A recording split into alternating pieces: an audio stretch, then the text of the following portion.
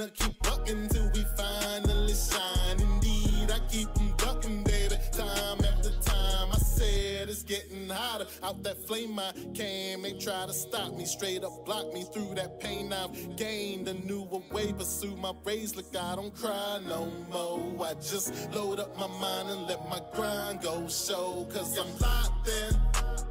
Every single day I be locked in.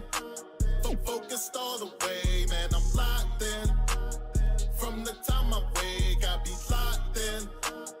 I don't need no break. Okay. Let's play. Okay. Let's play.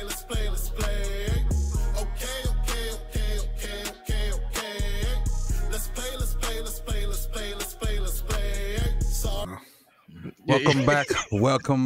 Welcome back. Is Chris here? Chris is not here. Not yet. Chris is not here. Okay. No. All right, so welcome back to Ravens Roundup. This is the November 18th, 2024 episode where we talk about this loss to the Steelers. We're going to dive into, some questions about the game, and we'll get everybody's opinion about it. We have a special guest with us today. Thank you. So now, how would you say, B? I didn't say nothing. Why is it on me? I thought you said something. Yeah, Hendo. That was Hendo. Oh, my bad. What'd you say, Hendo? I said thank you. I'm glad to be here. Always. All y'all special guests. I appreciate all y'all for coming through. But we got another member of the Deep Cover podcast. The second member will be on his way. He had to handle something, but he'll be on his way. Mike Crawford is joining us for the first time on the Roundup. What's up, Mike? What's going on, everybody? Appreciate y'all having me on here. Y'all got the dream team. I'll be checking y'all out. So I appreciate y'all letting me step in a little bit. When Chris come, I can just tag out. Nah, you good, bro. Nope. Now we got a second person to question. You acting like Brodney now. Nope. Hang around. You got to hang around. We got you here now. Hang around. But I appreciate y'all, man. How was y'all weekend other than this game that took place Sunday? I was good. Still riding that 2-game win streak. All right. Bryce is back, huh? That's right. I know we're only 3 games behind the Ravens now. Yeah, I was listening to that. Yes, I was like, man, he about right. But I see you wouldn't answer the question about the win column though. What's right. When Jose questioned you about you're 3 games back in the loss column, but he didn't answer. Oh, that's your story. You sticking to it?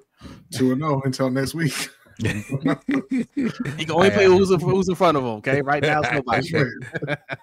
I got you. D, we just say fill them chalices up. Well, we lost. I can't fill my chalice up. Nothing. B can fill his up because they up 2-0. That seems like mug. It's a hot take mug, but you still get one of those. Okay. Gotcha. And hey, the chalices are available at patreon.com/Sip2Tally. You get that gunslinger tier. You have a chalice on your way within a week or two. We also got the the mug that Jose just held up. All that stuff is still on my Teespring channel. If you guys want to get any merch, you get it and let me know. I get you 1,000 tally points off the rip. Before we get into it, and I'm really just kind of hanging on, trying to let Chris get here. Let everybody know where they can find you guys' work, Jose and B. Yes, me and Brodney are the Lunch Break Hot Take. We do a live show every Wednesday night at 7:15 p.m. Eastern Time. Also do some live reactions after Ravens and Panthers games. All right. B's feeling good right now. His team's on a 2-game win streak. Okay. Hottest team in the NFL, some might say. All right. So you can check all that. And I don't know if you all saw this also. I'm sorry to cut you off, Jose. But after this Sunday, Eddie Pinero, the Carolina Panthers kicker, most accurate kicker in NFL history. We're taking it all. On the wound. But yes, you can find that on our channel, Lunch Break Hot Take. Also follow us everywhere on social media at LBHT Show. Hendo? Yes, sir. You can find me at the Rogue Pod on Instagram, Twitter, Facebook, and TikTok. We do a semi-weekly show, live streaming the game and reaction with Yolanda. It's something she's trying to get worked up. I don't know if I'm due with it, but I'll try anything. Also, I just put out a video. Check it out. I think it's pretty dope. Just watch my work. All right. So now Now, especially when Chris get in here. Yeah. We can we got two potentially two of the three. we might can motivate some episodes now. Oh, man. We got the majority of DCP here. So we might can motivate some episodes, but I see Mike shaking his head like, Hey, look, you can catch me laying low, pretty much where I've been. Right, for real. No, it's all on me. It's all on me for real. Chris, you know, he's too good a dude to say it. Carrie ain't gonna say it either, but it's all on me, man. I just been stepping away, doing some other stuff, running around, chasing kids, trying to get some stuff right in terms of my health. So they was all cool with it, you know. Denard same way, Denard Mellon, you know, on the Fire Zone show that we were doing, the all defensive show. So respect those brothers, man, for being cool about it and saying, hey, take care of what you gotta take care of. If we come back, we come back. If we don't, we don't. You know, it is what it is. So hopefully we can get some stuff out there, but you know, it just depends on me trying to get all these things lined up. If I can get them lined up, then we'll get it going again. Understandable. And as our other Mike always says, life be lifing, and it just happened like that. So you know, we're throwing up for you to, you know, whatever your endeavors going on, we got to get into it. But I definitely keep you in my prayers for you know, for whatever you need coming your way personally. All right, but I definitely appreciate you joining us. And one of the reasons why I kind of asked, because I know you and Denard do that defensive show for the most part, and I want to, you know, I got a couple questions in here about defense, and I want to get, you know, some more perspective on it. And so that's one of the reasons I kind of, you know, asked you to come through today. So without, you know, any further ado, go ahead. Somebody say something. Nah, that was me. I just said cool. Nah, we good. Without any further ado, we'll get into these questions, and when Chris get here, he roll in. All right. So the first one, and again, this is for chat and panel, and we're just kind of go around, and you can throw it out. The first question says, "What's more concerning about yesterday's loss? The missed field goals, the fumbles, or the penalties?" Oh, man, I would say, damn, that's a. I'm gonna go with the field goals. We're used to them being undisciplined. We're used to sometimes we have turnover-filled games, but Justin Tucker missing kicks. It's been few and far between, but now it's become more frequent. He's missing extra points. He's missing field goals under 40. I think this is his first miss under 40 yards in 74 tries. So come playoff time, if we need that, we don't know if we can really depend on him. The other stuff we can overcome because we're used to it. Penalties, AFC Championship game, anytime we do that. The fumbles, they come and they go. I don't think that Derrick Henry's going to fumble anytime soon again. But Justin Tucker to me is the most concerning thing right now. Yeah, I was going to go the opposite direction because, like, at least you know that Justin Tucker ain't making that field goal anymore. You know that you can't rely on it, right? Because it used to be, hey, as soon as we hit the 40-yard line, we got 3 points. We good, right? And we can just play for the field goal. So now you know you got to be more aggressive. I know that's Harbaugh's worst nightmare. But you know, when you have the penalties, I mean, there's nothing really you can do about that. It pops up when it pops up, and you know, like you've seen in the game tonight, if you've been watching, it can take points off the board, and you don't know if you're gonna get them back. Agreed, 100%. Yeah, I'm torn between the penalties and the fumbles because, like, it's not just the fumble; it's the time. You know, like the timeliness of these fumbles, like when it happened, I think that's what cost us the game right there. You know, like that second fumble right before the half, I think that changes everything. It doesn't seem like a whole lot because, you know, it was a field goal, an extra field goal. But I think we go into the second half with the lead. I think that changes everything. I don't think the Steelers did anything really offensively that would have changed them, you know, get into the end zone. So holding them, you know, at least a field goal less would have made a world of difference. And like you said earlier, Coach, them playing from behind in the second half would have helped us out a lot more. So I'm gonna go with the fumbles over everything. But the penalties, man, like we weren't winning at the half without that field goal. We were never leading that game. We would have been winning that half. We were up 7-6. We were up 7-6, and then I was unlikely fumble. They went up 9. That's right. You're right. 9-7. I don't think that would have changed them. I'm gonna say all three. It's a cop out, I know, but I'm gonna say all three. And the only reason I'm gonna say that is because in order for them to get to where they want to go, You can't play like that. True. You can't play like that. I mean, that's been time and time again. So, yes, we've seen the penalties all season long, and not just this season. Tucker, look, Father Time is undefeated. I mean, you hate to see it, but it is what it is. That was going to happen eventually. And the fumbles, I'm probably like, yeah, those a little bit more kind of hit or miss sometimes. Good plays by the Steelers. I mean, credit them for getting them balls out, but you can't play that way if they're trying to get to the ultimate goal that they're trying to get to. And those are the kinds of teams, those are the kinds of environments, those are the kinds of stakes. Actually, the stakes going to be higher because you're in the playoffs is when you go home. Right. That you're going to face. And you can't play that way if you're going to win those games. It's just I agree. It's not going to happen. Yeah, I agree. For me, I think the most concerning thing to me is the penalties, because they're constantly like, we don't improve in them. Like, we're the league, if I'm not mistaken, we're the league leader in penalties, and I don't see it slowing down. It'd be different if we were averaging 10 a game at the beginning of the season. Now we're averaging 6 or 7 or 5, but we're running 10, 11, 12 penalties every game. And so the fact that nothing is being done to the penalties just changed, because early in the season they were a lot of pre-snap penalties, and now they're like in the game. And some of the penalties I can live with, like your effort penalties. I understand, like maybe a holding or something like that, but your ineligible man downfield and all that stuff. And I know some may be on the line and some may be not, but penalties are penalties. At some point, there has to be some kind of consequence for them. I need a fine system, or something. They got to do something. They may have all this. We just ain't privy to the info. Hey, Coach, but what's the fine going to be? Because most of your penalties is on your offensive line, and you only playing. No, what I'm saying is you only playing certain ones, and you don't want to alienate the 5 or 6 that you're playing. They make money. You get fined for being late for a meeting. Why you can't be fined for non-effort penalties? Because those are his guys. Oh man, his guys.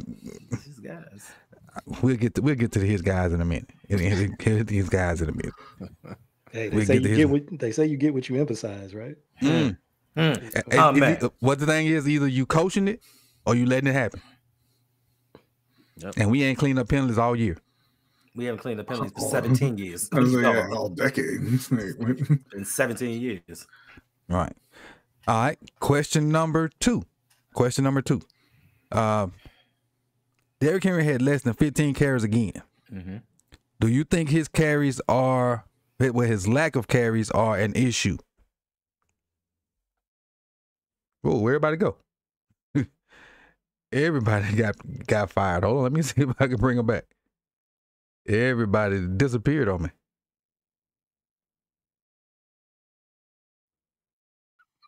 Whole clique disappeared. What? The mutiny. I thought you were getting ready to say something about DT. People be getting snatched off streams for doing that. And now everybody in the wrong spot. I got to put in the right spot. Hold on, give me a sec. I got to put everybody back where they was.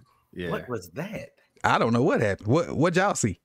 A flash. We saw you disappear, but I think we disappeared for everybody else. Right. Okay, hold on. Let me put everybody back where they supposed to be. Hendo, where Hendo? Thanos. Coach said, "Fine, I'll do it myself." Right. Yeah, everybody in the wrong spot. All kind of mishaps going on around here today. Man. Jose and Chris spot. B over there in Jose's spot. Yep. Let's see. You got Mike, right? No. Mike B say something so I can see which one to What's up? Hold on, I was working on him one more time. B's in my spot. Okay. I gotta see which one I gotta unlock to move him. There we go. Okay. All right. Yeah. Now we close to good. Hey, live YouTube stuff happens. Live YouTube stuff happens. Did I even finish reading the question? No. You cut off right at the very end. Okay, it says Derrick Henry had less than 15 carries again. Do you think his carries are an issue? No, I think that he had more than that, and several got wiped out by penalties. And again, when you're behind, that particularly the Ravens coaches, are going to stop running the ball. I think it's more of an issue that they don't get Keaton Mitchell involved in the offense at all. I think they're kind of fine with, or I think they're good with where Derrick Henry is right now, but they have to work on getting Keaton Mitchell, getting that other playmaker onto the field like he was last season. We kind of thought he would be for this season when he came back. Because I mean, the Steelers are a very, very good defense. They were bottling up Henry for the most part. He had the 31-yard run, and then outside of that, it was 12 carries for another 30 yards. Right. So like they were doing their thing against Derrick Henry. I don't think that a ton more carries for Derrick Henry would have made too big a difference. But like I said, I think they're fine there. It's just kind of the way the game went is why the number finished at 13. Okay. Yeah, I want to see more carries. Okay. I'm sorry, man. Go ahead. No, please. I was gonna say I want to see a couple more carries. From them. Yes, they're doing a good job stopping them, but like what they did on their side. Like, I mean, they didn't stop. They committed all the way through, and towards the end, that's what kind of wore down the defense a little bit. I think overall defense held up, but that's what we're supposed to be doing with Derrick Henry. And it doesn't have to be all on him. I mean, we have Justice Hill out there. Give him the carries. And like B said, get Keaton Mitchell. You can't give him 4 carries. You know what I'm saying? Like, he's a home run hitter. If he can break a big run, that changes the dynamic of the game as well. But it doesn't have to be just on Derrick Henry. Like, we're supposed to be a run-heavy team. Run your running backs. Mm-hmm.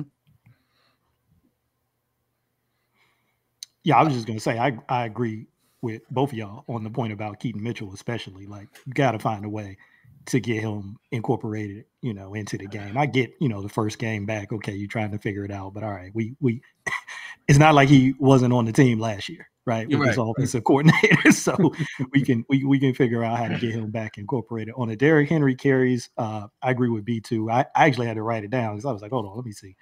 So like the first 3 quarters, he had 16.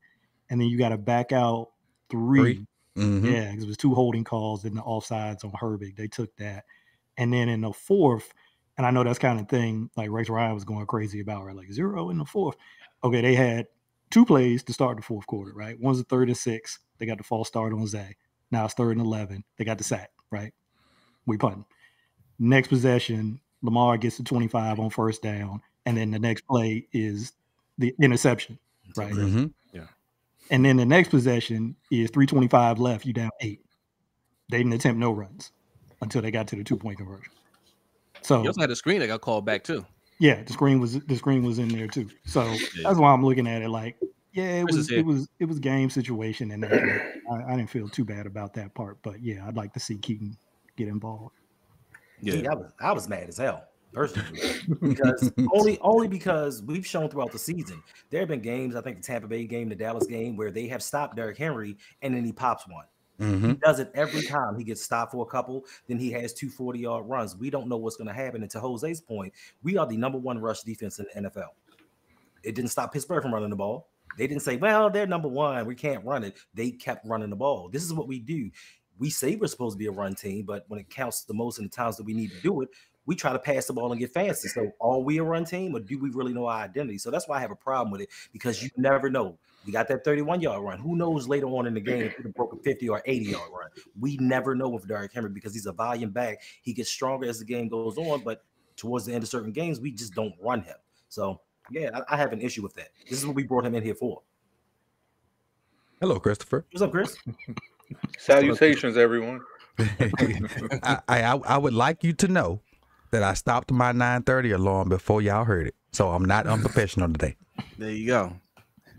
Don't forget the floss. Congratulations. Right. But Chris, I don't know if you heard the question, but we're Wait, talking hold about on. Who's this new guy? I don't know. It just letting anybody up in here now. Hey, we trying to see what's up with the episode. But we talked about it earlier. This is the closest we might get, Coach. Right? Can we put this out on We're gonna have to clip together and splice it for you and Chris, and Photoshop Carey in there. AI. Right. But the question was, Derrick Henry had under 15 carries again. Do you think his number of carries is a concern, or was a concern yesterday? Yeah, I mean, you should never be going away from the run unless you're down like 28 points. I think leaning on the run, and actually specifically, I would say I wanted to see more Lamar runs, to be honest. I think they kind of took an element away of surprise against the Steelers. Like, they weren't really worried about Lamar. He had that one carry, and then it was just like, that's it. And then obviously the 2-point conversion. But after that, like, there was real no threat with Lamar's legs. And I think if you get that going, it's going to make everything easier for whoever's back there, whether it's Derrick Henry, whether it's Justice Hill, whether it's Keaton Mitchell. But yeah, you definitely gotta, stay on the ground game, and obviously the penalties don't help. But yeah, I would like to see them emphasize the run a little bit more. Did I get everybody on this? Other than me? Yep. Okay, so my thing is, and B, you kind of hit what I was going to say. And I know John always say it's the flow of the game, but I think in this case, the flow of that was correct, because he had those runs and they got called back. He had about 3 runs that got called back, like Mike outlined earlier, and also the screen. So if he get all those yards from those runs and the screens, he at 100-some yards. At 100-some yards, and the game may be different, because those were like, one of them was 7. One of them was like 11 or 10. The screen was like 15. And then they had another one for like 2 or 3, or maybe even 4, something like that. So those yards would have been significant, because they get first downs, we stay on the field, and he stay on the field. My thing is, as big as he is, why are they taking him out on pass plays? He can pass pro and he can catch. Now, maybe he probably ain't as fast as Justice Hill, but does that even matter? Justice Hill had probably a touchdown, and Queen caught him. And Queen might have caught Derrick, but we know what would have happened if he was chasing Derrick. They're still for him. He wouldn't have caught Derrick. Oh yeah, he'd have caught him. He just would have caught the grass. He wouldn't have caught him. He didn't. He know what was coming. You're taking the wrong angle or something. He purposely wouldn't have caught. He would have downshifted. Gotcha. But yeah, in this case, I think the flow of the game kind of screwed him up, especially getting those penalties on those plays he had. And for the most part, like, when we get behind the sticks, we take him out. We get 1st and 20, 1st and 15. For the most part, not every play, we take him out and act like he can't catch or pass pro. And I know he can pass pro, because I didn't seen him do it. And when I saw him in this game chip somebody, and during there flipped him.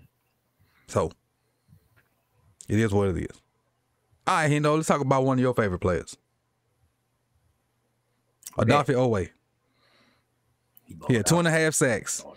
Was last night his coming out party, or is it just an anomaly? No, he's done it before. He's had 2.5 sacks a couple games ago. And actually, if it weren't for the penalty, he'd had 3.5, and I think he was on his way to another one. So I just think false start or something. Yeah, I just think I think he just had a great game. I'm not saying it's a coming out party. He was going up against Broderick Jones.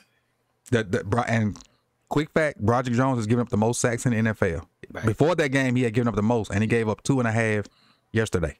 But you can only face who's in front of you. Exactly. So I think Odafe played well. His effort is, we joke Owe, but his effort has always been there. I just think this time he actually got home to the quarterback. So I don't think it's a coming out party. I think he is who he is. He's a serviceable edge rusher, and nothing special, nothing to write home about. And he's going to have games like this. Yeah, no, I agree with him. No, he's flashed before, and he's shown that he has a little bit of that kind of sense of the moment that we talked about. Like, in big games when they really need something to happen, he kind of steps up a bit. Not every time, but I don't think that this is anything that you're going to see consistently from him. Yeah, that's been his issue, right? It's consistency. Seen flashes, like B just said, even in big games, big moments, you've seen him, kind of step up and make a play. But other times, similar situations, and you don't see him. So consistency has always been his thing. So yeah, I don't know how you could call it anything else other than we've seen this before, but until we see you do it consistently, it's just more of the same. Yeah, I agree across the board. Like, the flashes are nice, but this was the year where it was supposed to be consistent. And he started off strong, then he kind of just plateaued, and he wasn't really making an impact. To shoot, I told Mike, I was like, I think this dude might be injured or something, because he just didn't look right. And then yesterday, obviously, he looked like he did earlier in the year. So let's see if he could build off of that, and maybe take that to another level and keep that consistency that we've been asking for a while now, and just build off of that, because I mean, we know that the talent is there. He just hasn't been able to stay consistent with it, and stack these kind of games up where he's making an impact. Yeah, no, I agree with everything that everybody said. One thing I'm gonna add is, let's see what he does next week. I think this is a question to ask. If he does something like this again next week, then we could say, hey, is he starting to figure things out? Because I mean, like you said, we've seen it before, and then he kind of gets away from it. But if he could do it 2 games in a row, then we can start to wonder if he's starting to get it. Got it. So follow-up question, and yes or no for everybody. I think he has 7, if not 7.5 sacks. Does he get the double digits? Yes. Yes. Yeah. He's got Broderick Jones again, right? Yes, he does have double Yes. digits. So for him, 10 sacks is a successful season. Yes. Okay. Is it gonna get him paid? It depends. Go ahead, Chris. It depends if it's a successful season. Because if he has another, let's just say against the Chargers, he has another 3 sacks and then disappears for the rest of the season. To me, that's not a fully successful season. Because you lack the consistency. Yeah, because like last year when Oweh was getting pressures and not the sacks, people was like, "Oh, he sucks." But I'm like, no, he's playing well. Just because you get sacks doesn't mean that you're playing well throughout the season. You can get sacks in bunches and then disappear for like 4 games. To me, that's not, like, obviously the sacks are nice, but I would rather see the consistency, like, impact in the game rather than just a spurt of sacks. So if he can, keep that, like, keep a steady pace throughout the year, then yeah, that's a successful season. But if he just gets 3 and then disappears, to me, that's not, it's semi-successful. Kind of like Matt BK last year with that 1 sack for like 11 or 12 straight, whatever it was, straight games. At least a half a stack or whatever. No, you mean Khalil Mack that had 6 in one game and ended up with like 13 for the year. No, I mean, I'm talking about the consistency. Oh, you mean? Oh, I thought you just meant to hit it and go. Like the I think in terms of him getting paid, right? It'll be successful for him because a lot of teams will look at it and say, "Oh, he had 10 sacks." No, it wasn't. It might have been a little sporadic, but he's 25 years old. He came in, he did a lot of development, and we can work with something like that. So that 10 sacks would get him, would be successful for him and him getting paid. Yes, Jose, he's going to the Panthers. But he's still on the contract for next year, though, right? Yeah, 50 option. 1 more year. Yeah. Still going to the Panthers. Like I don't even want to joke about it because they sign all your leftovers. Shit ain't funny, man. Hey, so he know that potentially could be true. All right. Question number 4. The offense had one of its worst days of the season. Are you worried in any way about the offense? Yeah. We talked about this even when they were playing really well, that they don't have, like, we like Zay Flowers, Rashad's playing, fairly well. The tight ends had been stepping up and everything, but we know that the O-line isn't very good. And we know that when they get to the playoffs, that's where they really struggle, when you're playing the top defenses and the top coaches in the league, and they can kind of lock in on you. And you see that same thing in, hey, this is one of the big games this season. It's a team that knows you well, one of the top defenses, and you weren't able to just run over them with Derrick Henry. And I mean, people don't really like to talk about Zay this way, but he let you down a little bit with the drops and just not being very productive overall. And that's all the receivers. And you kind of look at it and you're like, this is why we always say that they need overwhelming talent on offense, because they're coached by John Harbaugh and Todd Monken, whereas you're going to be going against a team coached by Andy Reid, who doesn't need as much talent as you. So I'm saying it's not like the end of the world or anything, but it's a little bit concerning. I want to see them get Keaton Mitchell involved. That'll be a big help to them. I want to see them get Deontay Johnson involved. I think that'll be a big help. And if they can do those two things and continue to kind of mask the O-line, then I think they'll be all right come playoff time. Yeah, no, same thing. The O-line is the major concern. We all believe they'll get a little bit better from where they started at the beginning of the year, and they have. The question is, can they take a bigger step getting into the playoffs? They don't have to be, the best out there, but clean up the penalties. That's one. Know your assignments. Don't be sitting there blocking air, Falele. And don't talk about the number one offensive lineman like that. those are things that they can clean up. So I mean, there's things to be optimistic about. And I mean, and they've had a tough run. They've played some of the best D linemen in the league, right? They have. So they have. So they're definitely getting that work early on. So I mean, but yes, it is concerning right now. But we'll see where they end up at the end of the year. For me, the offense is we were playing so well, we were bound to have a stinker. We just happened to have it versus the Steelers, and honestly, when I was looking at the stuff offensively, and the offense is playing at the bottom of the screen for those that's watching, they didn't do nothing great defensively. We kind of cheddar bobbed ourselves. That's why I had cheddar bob on the thumbnail. Like, I mean, if you tell me T.J. Watt got one sack, and it's not even a real sack, it's because he's the closest to Lamar going out of bounds, I tell you, we win that game going away. Mm-hmm.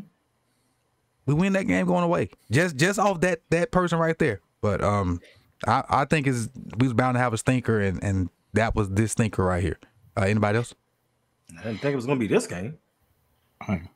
Mike T, man, he got a number. He got something. I don't know if he got some kind of John Harbaugh voodoo doll. But you just think about, I mean, I know they talked about 8 of the last 9, but you can go back further than that. You can go back to like 2016, and it's like they only beat them like 4 times. Yep. So it's just something about that matchup, man, since he's been there in that span of time. I mean, obviously you can go back even further. They've been Harbaugh been here since 2008. I forget how long Mike T been up there. I think the year before that. I think they won 2007. Yeah. So you can go back even further, and it might be a little bit more balanced. But yeah, in the last 36 and 20. Yeah, in recent times, Mike T just got, and like you said, coaches, you watch them. It's not like they were doing anything crazy. They just do what they do. Mm-hmm. You know what I'm saying? They're gonna mix in a little bit of pressure. They're gonna play good against the run. They're gonna play cover 3, and they're gonna play cover 2. Yep. And they'll mix in some man, and that's it. It ain't nothing fancy. Man, and they're gonna be physical. They're gonna be physical. Tomlin's the difference.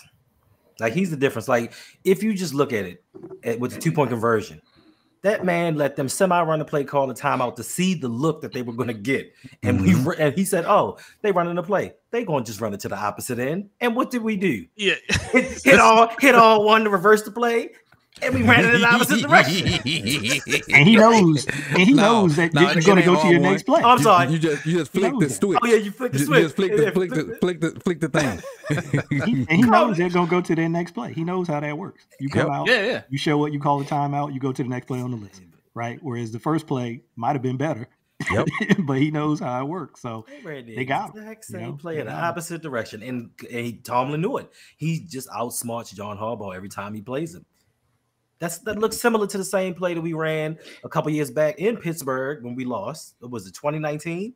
We threw it to Mark Andrews. Why would we keep going to the short side of the field, limiting what we're doing? Like Lamar got enough juice to make it work. If you run a regular play, Lamar got enough juice to throw it where it needs to be thrown.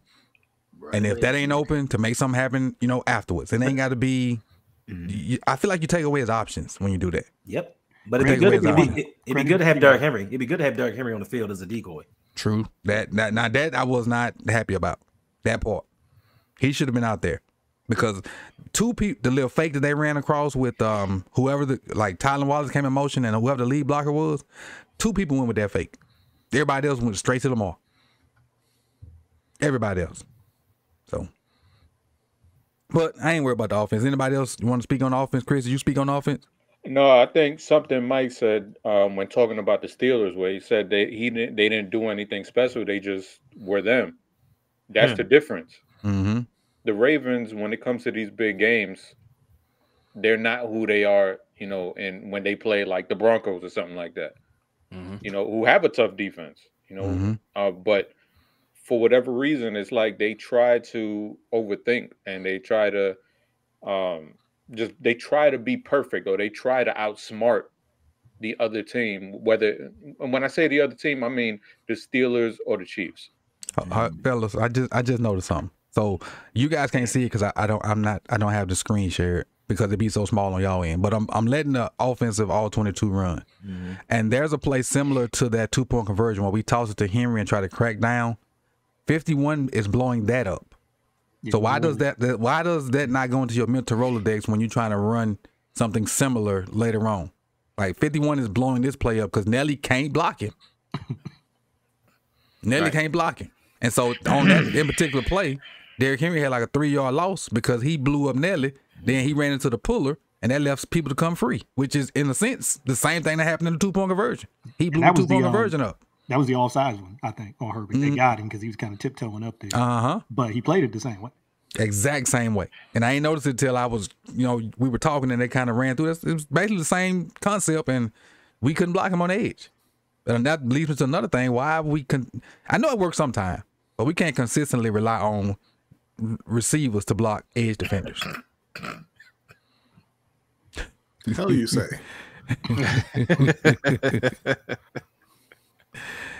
It's some of the stuff is schematically crazy, and I'm a Todd guy. I like Todd, but some of the stuff is schematically baffling to me. All right, anybody else on the offense? All right, next question. Number 5. Trey White got significant snaps from Brandon Stevens. Should he be the starter, or should he just be kept in a rotation? That's a good question, Coach. That's a good question. He had a decent play in the end zone. He was holding and pulling, but he didn't get caught, so it was a good play. Just from that play, should he be a starter? That's ludicrous to me. Like what y'all say yesterday, B? He played in 4 games, gave up 4 touchdowns, and was benched. Yeah. I mean, give him some more play. But this talk of he should be starting over Brandon Stevens, man. I don't know. I'm not as down on Brandon Stevens as everybody else is, man. I don't know what kind of player you think he is. I think he's a solid player. I think if you look around the league at other cornerback play, I think you'd appreciate his gameplay a little bit more. I don't think he played bad yesterday. He gave up that one big play, but I mean, you can't fault him for that play. That was a perfect throw. George Pickens had less than 100 yards in the game. He didn't have a touchdown, right? Like I think he did a good job. Yes, I'm glad Tre'Davious White played well. He had that good play in the end zone. That's not enough for me to say, all right, Stevens, you out. Tre'Davious, you in. We just went through that with Eddie Jackson and Marcus Williams. All right, no, thank you. Like, ease Tre'Davious White into it. If he can kind of reclaim some of his early success, cool. But just to throw him out there, nah, I ain't with that. I got a question though before you move on. Somebody posed this on Twitter. Why is our $98 million cornerback covering wide receiver 3? And why is Brandon Stevens covering wide receiver 1s? Who? Marlo? Marlo, yes. Because Marlo is technically if you watch film, he's a slot receiver. He's a slot corner now. Okay, then it's cool, but he's still $98 million corner. He's a slot corner.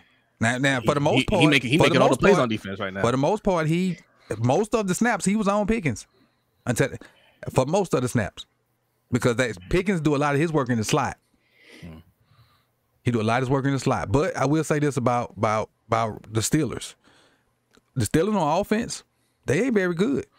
Pickens been bailing them out. And everybody talking about, Russ undefeated and yada yada yada. I understand he is that, but when the S hit the fan and they need a play because they run the ball so much and they just pound you and get you in one high, then he throw the moon ball to Pickens. They ain't doing nothing special offensively. Nothing. Pickens been bailing them out. About Russ, like it's the effort George is down there somewhere off. Exactly, B. And that's exactly what it is. It's not sustainable, but it's fun right now. After you were watching Justin Fields throw 3 yards every pass, even though you were winning. And I mean, we lost to them, granted, but have y'all seen their schedule for the next month or so? Yeah, it's tough. They about to go through it. Y'all about to go through it too. I told you, them Panthers are creeping up on you. Like you laughing. You ain't gonna be laughing in 5 weeks. Yes, we are. When it's one game. Okay. Hey, the thing is, we could be Vach. Vach is already in draft season. He already in draft mode. So I'm thankful we not. Very thankful we not. But go ahead, somebody else about Trey. I know everybody didn't hit Trey. I still got to say rotation, and I feel like I've been caping for him harder than almost anybody else. And I'm still going to say rotation. Because I think when I was watching him with the Rams, I said, you just got to think about it in context, all right? You know where he is at this point in his career. You know he's coming off that Achilles injury. He's not who he was. Does that mean that he can't help you in some ways? That you can't find, a role for him, some snaps, some situational stuff every now and then? Yeah, I think he can do that. If you think he's going to come in and be early career prime Trey White, no, that's not where it's at right now. So if that's the expectation, I think that's unrealistic. But can he help you out in some situations? Yeah, but I don't think I'm ready to put him in there, full time over Stevens. And I know Stevens has struggled this year, but I wouldn't go that far. And like I said, I like White. I was told by somebody else he was trash on their podcast. They told me you need to stop talking about him. He's trash. So hey, that's your opinion. But I ain't quite ready to annoy him like prime Revis Island. We not there. So I think I got a term for Trey White, and I'm probably gonna make this up. He's a red zone corner. Go ahead, Chris. You like that one? Yeah, I like it because he doesn't have that top end speed anymore, where he can keep up with the guys down the field. And I do like him in zone. I think he's a way better zone player than Brandon Stevens. We saw Brandon Stevens kind of get lost yesterday. It was a short pass to Pickens. The tight end. No. Well, the tight. I forgot about the tight end one too, where he just. I don't know if he's cockeyed or something, but he just was like. But yeah, that one was weird. But the one I was talking about was the Pickens, where it's a short play. It was like second and long, like it was after a Steelers penalty, and he just whiffed on the tackle. Oh, on the little hit, sure did. Pickens might have got the first down off of that. He did. He got it. And that stuff can't happen, at all. And I think that, obviously, if Trey White can come in and, be that dude, like you said, when the field shrinks a little bit, I like it when you don't have to worry about him, covering the back end of the field. So I'm on board with that. Are y'all sure? Because I was told that he would have pretty much shut down Jamar Chase had he been in there for Brandon Stevens. That's what I was told. Now I'm hearing different things.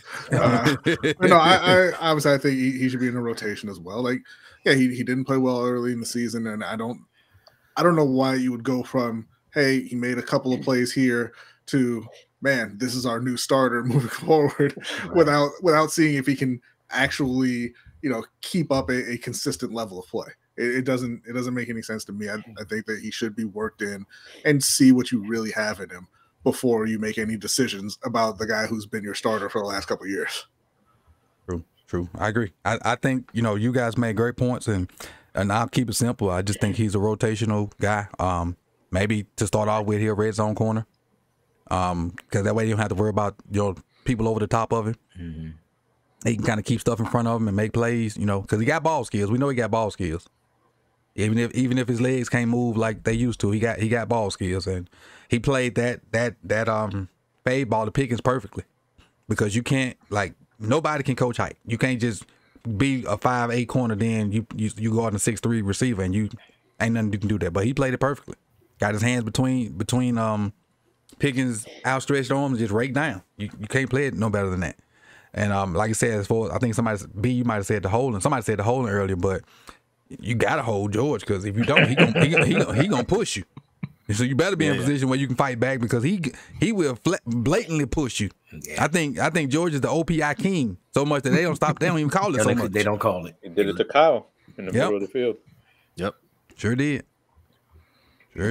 But y'all know how I feel about. I like George, except for when he plays us. I still think he's the best receiver from that class too. Facts. Argue with your mama. Facts. 6. Lele was the highest graded offensive lineman from yesterday. Goddamn right he was. What does that say about the play of our offensive line? It must be really high, because y'all told me that he was the worst. So I don't know. No, it's not great.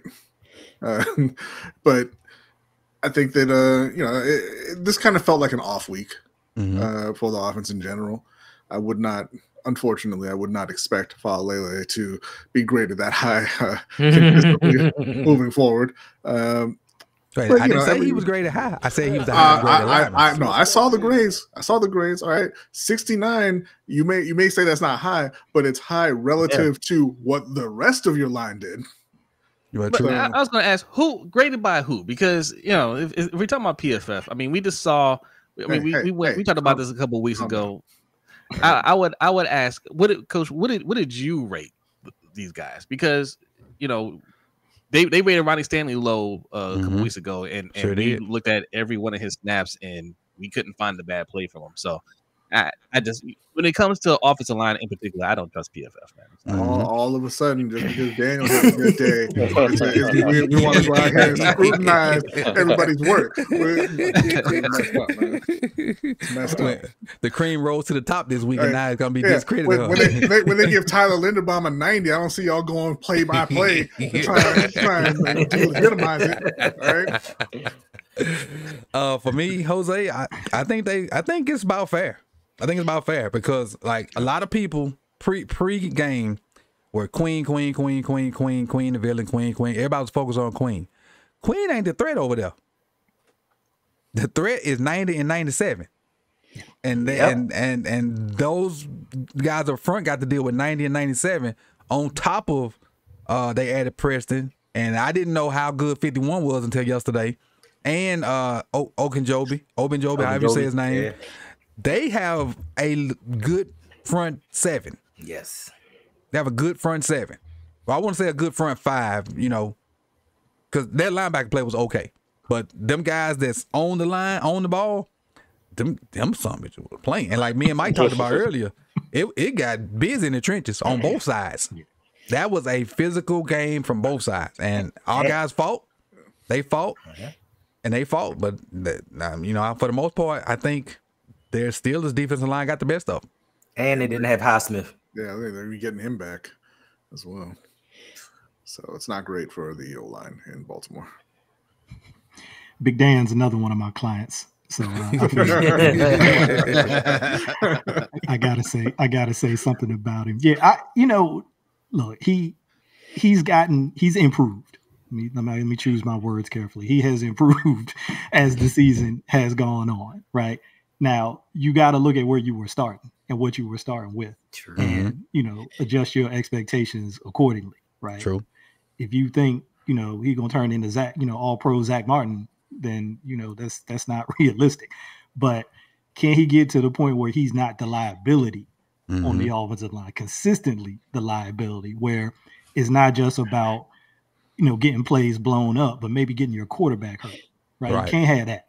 Right. So if he can get to that point where he's not the consistent liability, he's still gonna take some L's. I mean, that's gonna happen. That's just it's the NFL. Everybody gonna take some L's up there, especially when you're dealing with some of the guys that Coach just mentioned. Coach, you probably saw it. Look how many times they got Hayward on Linderbaum. Right. And he was giving Linderbaum work when he got him one-on-one. So, you know, those are the guys that's gonna give him problems. Yeah, it's gonna happen. It's gonna happen. So, you know, I hope that he can just continue to be steady. Just be steady and don't be that consistent liability. You know what I'm saying? So if he can do that, like you guys already mentioned, the whole key to this thing is the offensive line. Is the key to how far they're gonna go and what they're gonna do. Because if you can keep 8 clean, you know, you don't know what your ceiling is, right? In any particular game, you just never know what he can do if you can keep him clean, right? Anything can happen. So, you know, hopefully, I'm not the biggest PFF fan either in terms of their grades, but it's funny though. B makes a good point. People do. I'm not saying y'all, but it happens, right? You see a number out there. We do. Yeah, we do. Like I told you, and then when the number comes down, they're like, oh man, PFF shit, man. No, that's us. That's us. But I don't really trust their stuff either. Not because I don't think they got, you know, quality people doing it. I don't know anything about that. That's my reason for not, you know, really being comfortable. I mean, they had I don't know how they do it. Potentially 3, but they let them go. That's right. Yeah, they did. 3 of them on the screen. Even Chris was over there. And B. Yeah, I know that they went. I knew that they went downhill when they gave my man Chandler Zavala a 0. That doesn't even exist on your scale. You know? You can't do that. Yeah, and it's still crazy to me that me and Chris was in the program at the same time and didn't even know it. That's crazy. Yep. And didn't even know it. And quit the same week. Exactly. Both of us quit right after the meetup. Yep. So it got like when they was talking about giving up your whole Saturday. Like they might not give me a game till like 8 o'clock that night, and they want it done the next day. Man, you lost your mind? Nah. They was paying McDonald's wages. Right. Oh, exactly. Get out of here with that shit. Facts. Yeah, exactly. Shove that PFF up your ass. All right. Question 7. Trent Simpson. And good or bad, how do you feel about his play? I like his play. I don't believe that PFF's grade.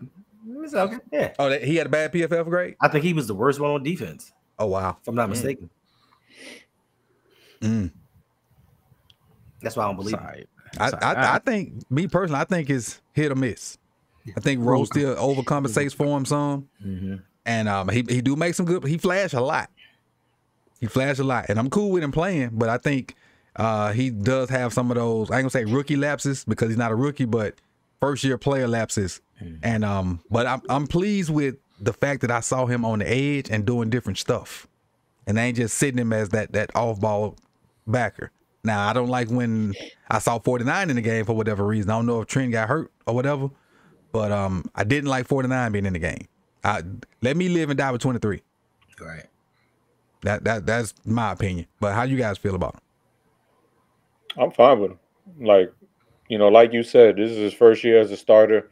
Obviously, the mental part of the game, you know, he's going to slip up occasionally. I'm fine with that. Like, that's what's going to happen. Like, that's what happens to everyone in their first year. Like, it's not going to be flawless. But from what I've seen from him, I've been impressed. Like he's done better than I thought he would. For a dude who, when he was coming out of Clemson, I was like, this dude does not look like a natural linebacker. And, you know, the way that he's played this season, I was like, damn, like, this dude's made some serious strides in 1 year. So I've been really encouraged by his play. So I'm a fan of his. Yeah, I don't have much to say on it. I mean, he's been cool, you know, like, you know, he's not Roquan Smith light or anything like that. But he like I said, it's his first year filling in that role for Patrick Queen. He's been solid, and that's all we're really looking for. So. Yeah, it's been a little bit of a roller coaster, like Coach said, but that's to be expected for a first year player. I mean, I was thinking about it like PQ's first year. Now I know PQ was a true rookie and was basically a starter his first year, but in a different defense. But you're gonna have those ups and downs, right? And I think when you see the flashes and you see the athleticism, you're encouraged because you're like, all right, when the mental part catches up, we got something to work with. Mm-hmm. We definitely got something to work with right here. So, you kind of got to live through some of those ups and downs out there on the field, and you're just hoping that they don't creep up in those big spots that really can hurt you. But in order for him to kind of continue to develop and get to where you think he can be, I think it's good that he's out there. But it was kind of interesting seeing Chris Board, the 49 coach. It was kind of interesting seeing Chris Board out there in some of those situations. I mean, I know they made some more changes yesterday on defense, particularly at safety, but seems like they were doing some other stuff too, even with some of the linebacker rotations, even before Rowe got hurt. Right, exactly. Board was out there also. He was out there with Rowe. Board was out there with Rowe. So I'm glad you mentioned safety. And P Brown dropped the 5. He says, what do you guys think about the new line at safety? John says that's the lineup going forward. Told y'all about Ardarius. Told you years ago. B. Okay. So many years ago, and then he played okay in one game. He done had solid 2-3 games. I give him that. Okay. Even though this was his most like actual plays where he was like the starter, and hey, you're the guy from the jump. Yep. But he's been playing in the limited role before that. He's been playing some solid football. Listen, nobody's taking anything away from Tre'Davious Washington. All right, like y'all can enjoy that all you want. Who's Tre'Davious Washington?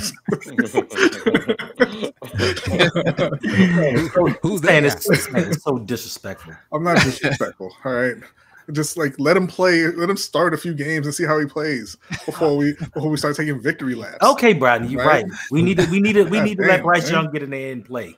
Right. Bryce Young 2-0. I mean, 2-0, baby, and 1-0 against CJ Stroud, and killed a coach and a QB's career this year. What? what QB career he killed? Daniel Jones done. He out of there. They went back to Tommy Cutlets. He sure is out of there. Oh yeah, he is done. But how? Hey, the GM got to go.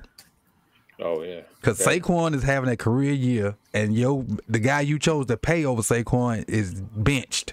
And you probably finna have some dead cap when you cut him. Yeah, it's like $22 million, I believe, when they cut him after the season. But hey, they can go and pick from Garrett Nussmeier and Carson Beck because they're not going to draft a black quarterback.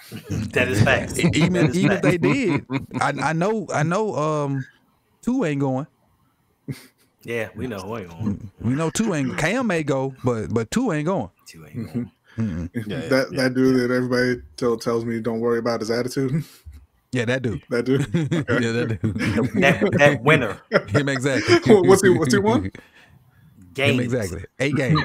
Okay. Look, he ain't got to worry about it because they're not going to pick him. Right. Exactly. All right, P. I hope that's legit enough answer for your question, and thank you for the donation. Thank you for the donation. You had something else? Somebody else had something else? I didn't want to cut them off. I wanted to cut you off. Pickens didn't go for 260, so did not. Did not. Thank you, Ardarius. Didn't go for triple digits at all. Thank you, Ardarius. At all. No, I'm happy they did it. It kind of looked like a normal defense for once. Not having, safeties just constantly yelling and scrambling at each other. It was, it was a relief to see. So, and me, Mike, and Kerry were talking about it yesterday that, it hurts to not have Kyle in that hybrid role, right? Where you could just move him around like that chess piece, but you gotta get your best 11 out there. They don't have a choice, and it's kind of crazy the timing of it because last week you asked, what's the 5 that we would have? Mm-hmm. And I think everybody said Ardarius, didn't it? I think everybody had Ardarius. Maybe except for Brodney. No, I wasn't here. So Brodney wasn't here. That's right. Everybody but Brodney here. See, B, you can't blame me this time, B. Okay. Can't blame me this time. All right. It's on February, though. We'll see. Penalties. And this may not be something we can answer, but what can be done about the penalties? New head coach. Yeah, fire John Harbaugh. Yep, I agree. I concur. It's been aside from that, over a decade. I'm gonna say aside from that because they're probably not gonna do that right now. Oh, you mean like right now? Oh, you didn't say They're juggling fire. Bring back. It's been over a decade. It sound like Beavis and Butthead. Fire. I don't know. Like, how do you fix that, right? Like, how do you fix those things in season, right? That's why I said we might not have an answer. I don't know. I know, like I said, it got to be something has to be done. Some kind of, I don't want to say punishment because they professional athletes, but there has to be some kind of negative discourse to all. Now, the thing is, there are two types of penalties in my eyes. The mental penalties is the ones I think you can do something to try to cut out. Those in-game physical penalties, they just happen. Like you try to tackle somebody, you may grab a face mask. Or, somebody beating you around the edge and you get a holding. It's that pre-snap, non-ball moving stuff that gets me. Right. Listen, Coach. And this goes back to camp, right? Remember? They had them like running laps, right? Yep. And stuff for penalties. They should have been doing lashings, not running laps. Listen, Coach. There was a time when I was a CO. I first got into my jail. I was in the cut. I was in the annex. And a guard once told me, he said, listen, or an inmate told me, he said, you can come into a jail hard and soften up, but you can't come into the jail soft and then harden up later. John Harbaugh's been letting this go for 17 years. And you said, yeah, you can find people and take their money. The way that these guys are making money now, find me. I'd rather be fined than take laps, depending on what you find me. But this has been going on for 17 years. We can't expect John Harbaugh to change his tendencies just like that and say, you know what? Now I'm going to implement fines. We're going to do punishments. The guys aren't going to believe him. They're like, all right, bro, you can keep doing this and I'll keep running because I like exercise, but it's not going to change anything this season. And we're too far gone. I'm still laughing. The people still laughing at your Tre'Davious Washington. That wasn't funny though. Oh yeah, it was. They had what they have on offense because they had the mental ones you talking about. You had 2 false starts. You had 12 of them. The holding, the legal man downfield. You had mainly the false starts and the illegal mans. Yeah, and illegal. It's at least 2 illegal men. Right? And let's get this correct. And y'all correct me if I'm wrong. You just want to say Patrick McCarry. Yeah, well, Patrick McCarry, right? He was one. In NFL, you have 2 yards. NFL, you have 1 yard. If I'm not mistaken, in college, you have 2 or 3 before they call it on you. But my thing is situational awareness. Like the play I put on Twitter. You see Linderbaum realize where he at and take a step back. And what most people don't realize is, and I didn't want to go back and forth on Twitter, so I just let it roll. If you make an effort to like, oh, I'm too far, and you try to get back, a lot of times the ref will let that go. But if you just nonchalant winning and you just jogging down the field watching, which is what Pat did on the second one. Now the screen one, I understand, pump fakes and your momentum, I understand that. But it's the same dude. Yep. Same dude. To me, he has no situational awareness. Nope. None. Or skill. But that's what we talked about. He said, what skill? Yeah. So yesterday, because it's RPO, the ball's supposed to come out, blah, blah, blah, all that stuff. You know that, right? But he's just drifting downfield, like not really doing much of it. Like he's just kind of going and not paying attention to what's going on around him, not realizing Lamar still has the ball and all that.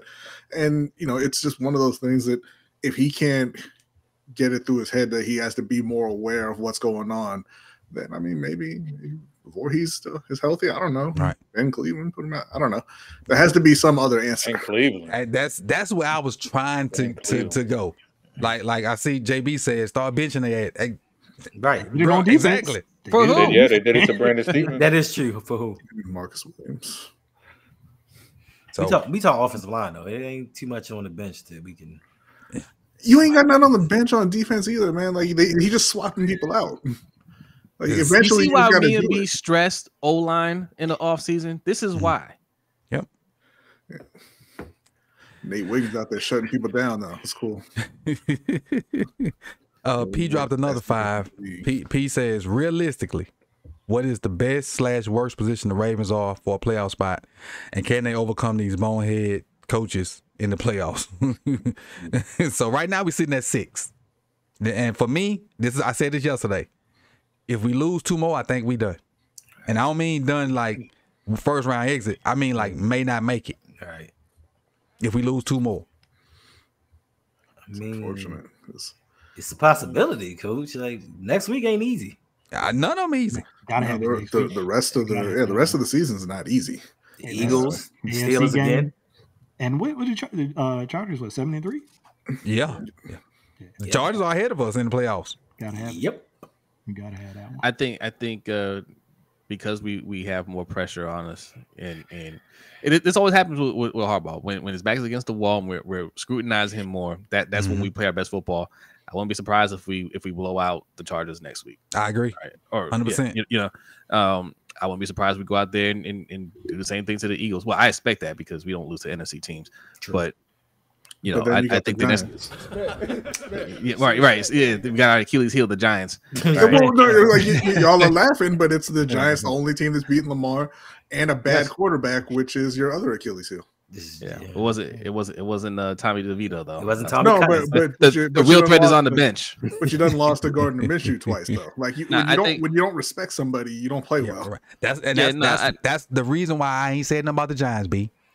Right. That's exactly the reason why I didn't mention the Giants.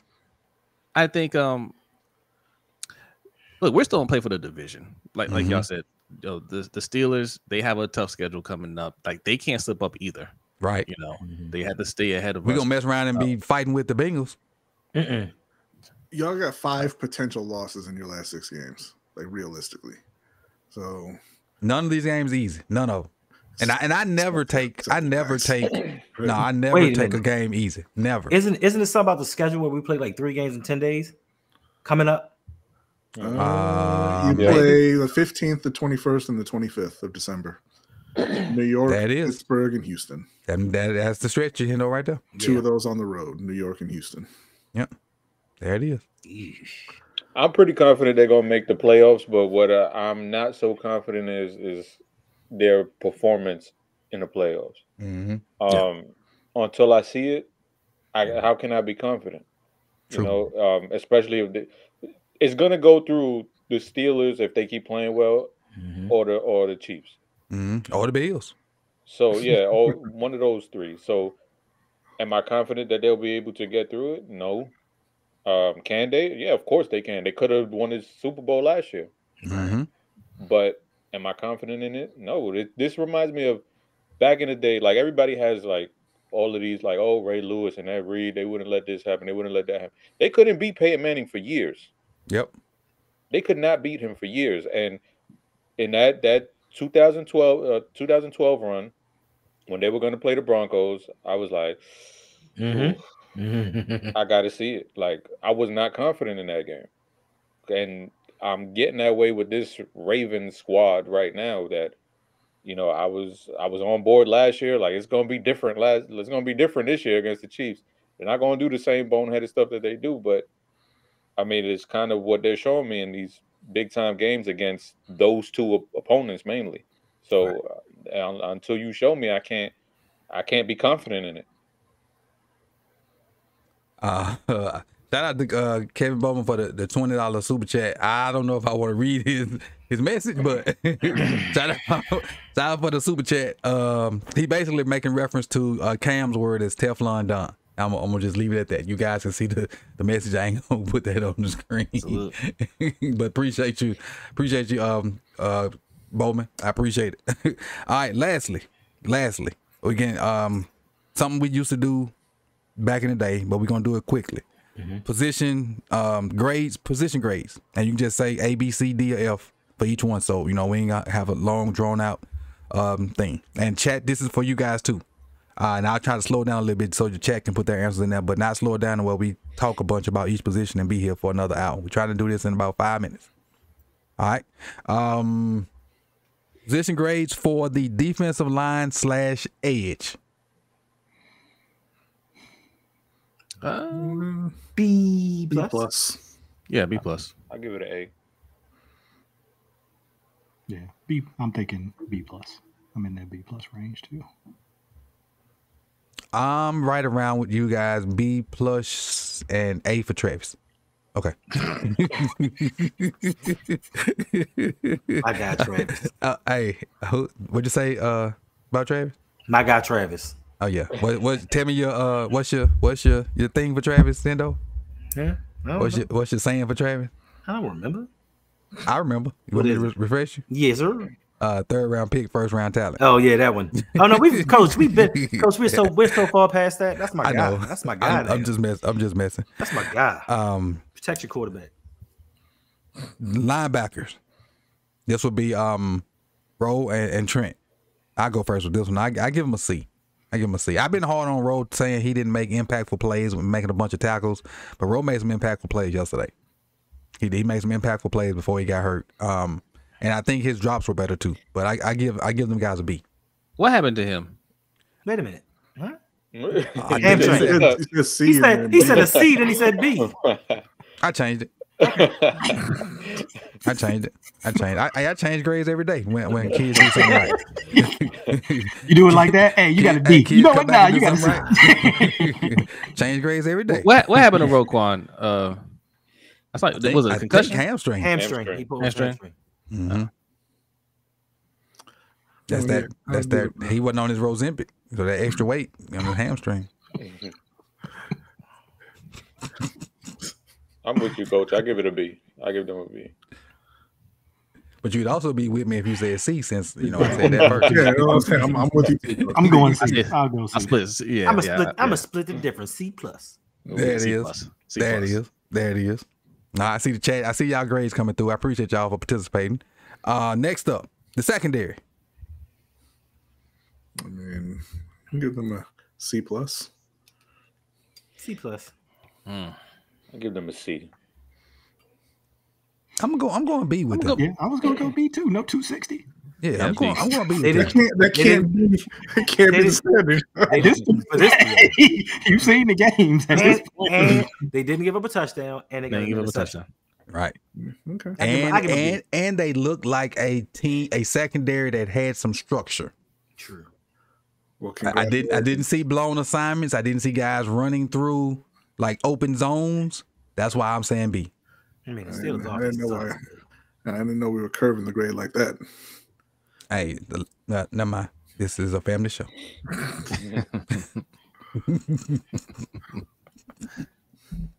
But everybody dropped their grade. Yeah. Mm-hmm. All right. Flipping over to the offensive side. Quarterback. B-. C.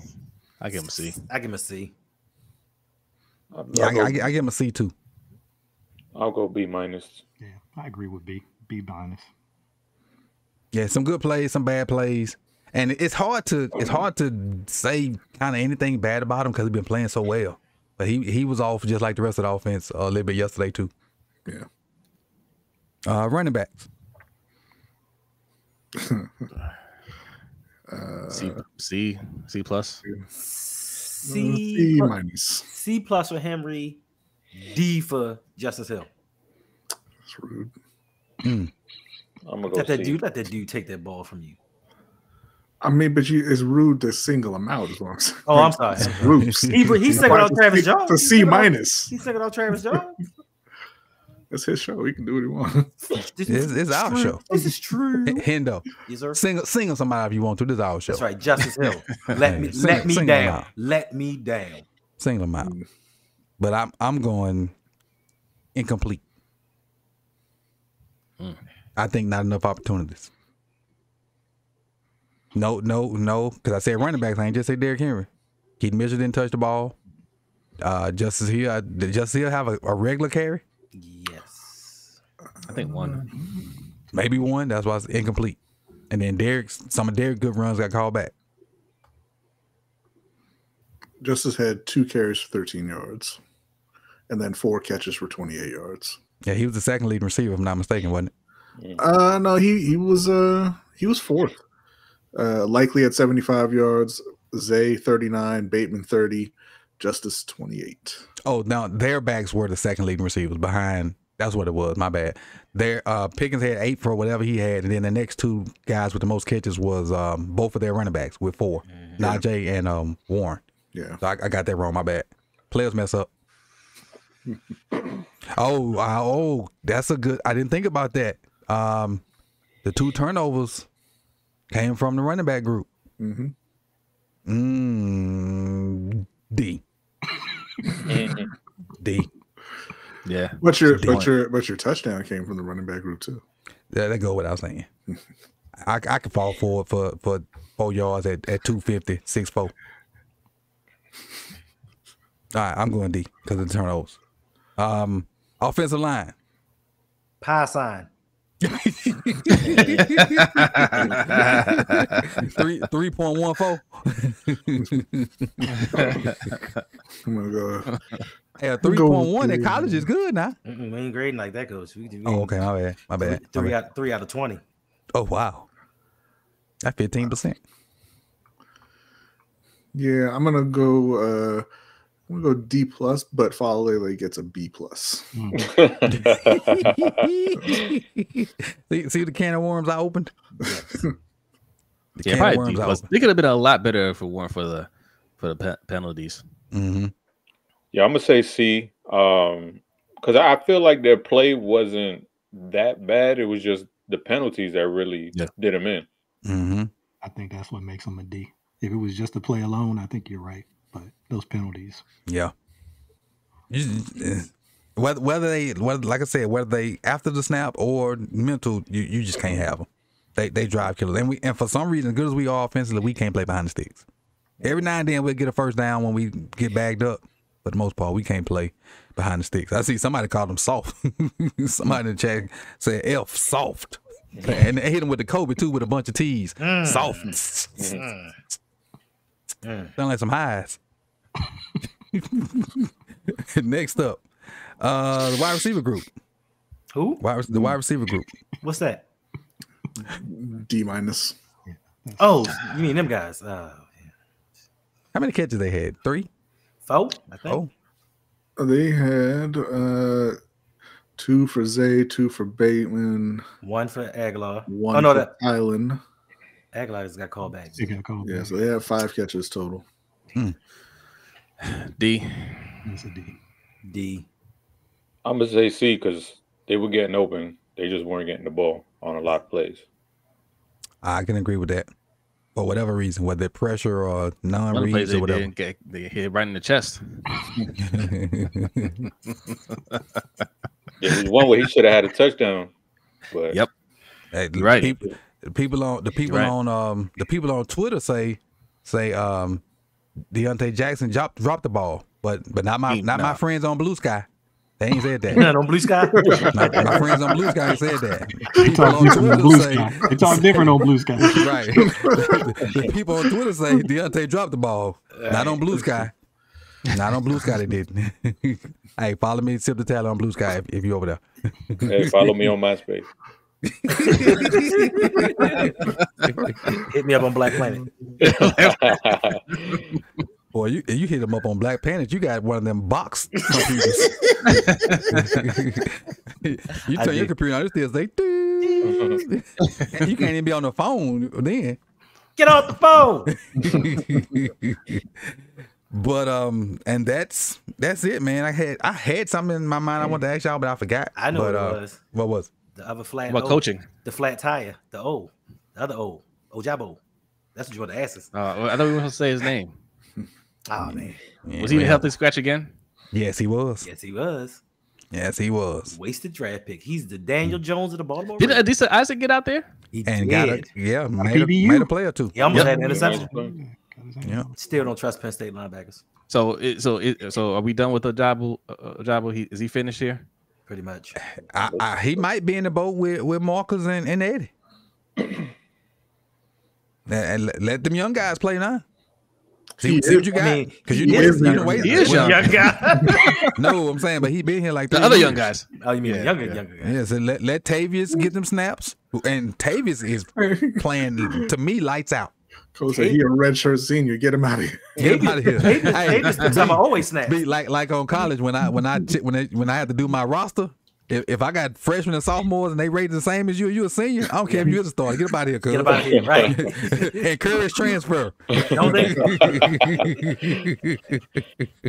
I'm encouraging transfer. Get up out of here. It has not been a good look. These healthy inactives. I used to say I couldn't even call it a flash. I called it a flicker. Yeah, but now he can't even get he can't get a jersey. Okay, right. So, I mean, I don't know what the future holds, man. I think there's something there, but it's probably not gonna work out here. Maybe it doesn't work out anywhere. I don't know, but there's something there, and I don't know what happened. It's not like he was setting the world on fire at any point, with the limited time that he's had before it to go from at least trying to get in there and get some snaps and, at least them having you up on game day to this. It's just, it's not a good look. This is last year. This is Ojabo's last year? Under contract. All right. So now individually, this is our last question. Let it off your chest about Jay Harbs. What'd you feel about Jay Harbs? No, it's the same thing. I mean, same thing. Yeah. I mean, I don't know how many times we can say it, man. Like when you have that many mental breakdowns with penalties or whatnot, like if it's one or two players doing it, then you put down the players, man. But if it's the whole team doing it, then that's coaching. All right. And I'm tired of us blaming the coordinators. It's Orr's fault. It's Monken's fault. No, man, that's the head coach. Right? If Henry's not getting enough carries, P. Brownie third has donated $4.99 and says, "Coach, sorry, Ravens second PKB and healthy sit 3 games." That's ultimately could have BN Pickens. His responsibility. Huge and bust I'm EDC. of getting bailed out by blaming these other coordinators and and other coaches. Like, put the onus on him.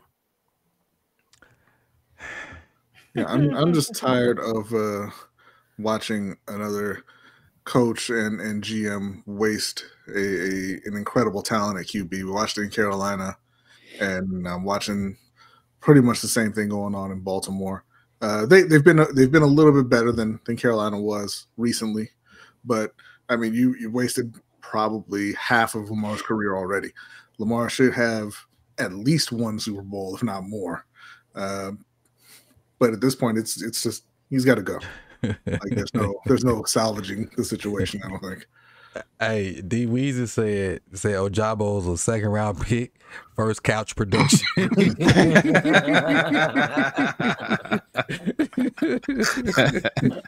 Facts. Listen, did you see Harbaugh's press conference yesterday after the game? Yeah, I saw it. He was real snippy with the media.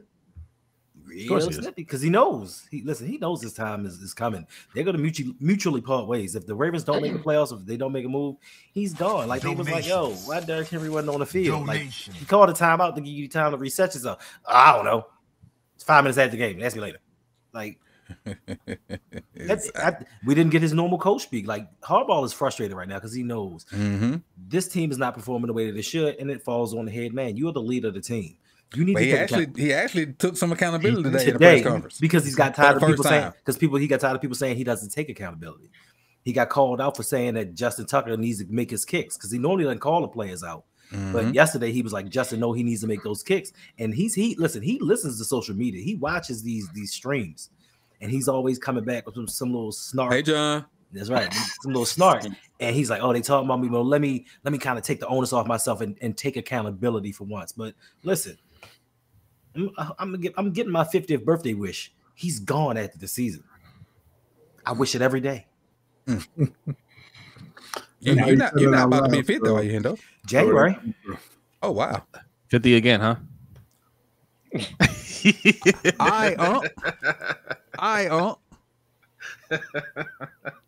I can't stand these people. I ain't far behind you, dog. I know.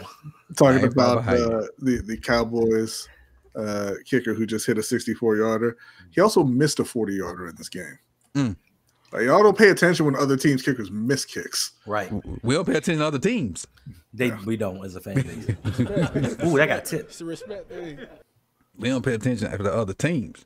Let's see. B tipped $8.88. He says, "Can we the people be allowed to blame Harbs and be heard?" And then Jared dropped $2 and said, "Ojabo is equal to Sergio Kendall." Ooh, that's not true though. Sergio Kendall got on the field. Yeah, and he was terrible before he fell down the stairs, carrying groceries or whatever it was. So he say he got that same injury as what's our boy that we just got rid of last year? That was our edge player that we got caught hooping. Oh, Tyus Bowser.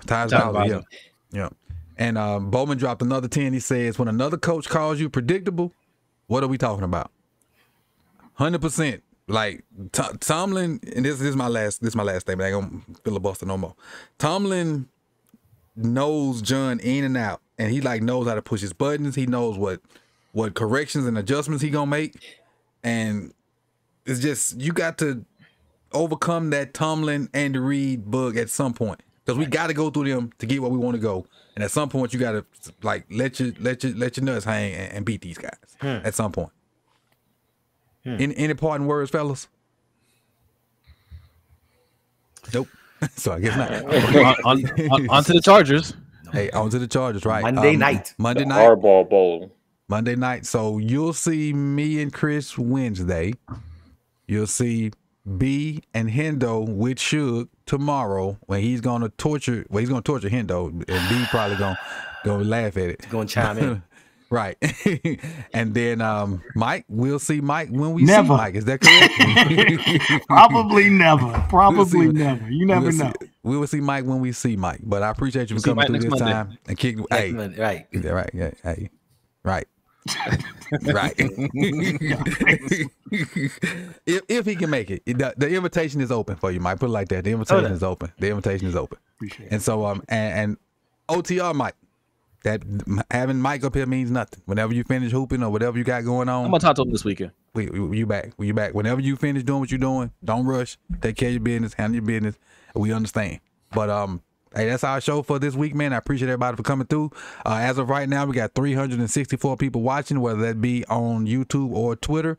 I appreciate you guys, man. Hit that like button. I've given you your tally points. You can check your points by doing exclamation point points and exclamation point top to see the top part. And that's what I got for y'all, man. I'm gonna let these guys get up out of here, and I'm gonna get up out of here too, because we got work tomorrow. Peace and love, y'all. Peace. Later.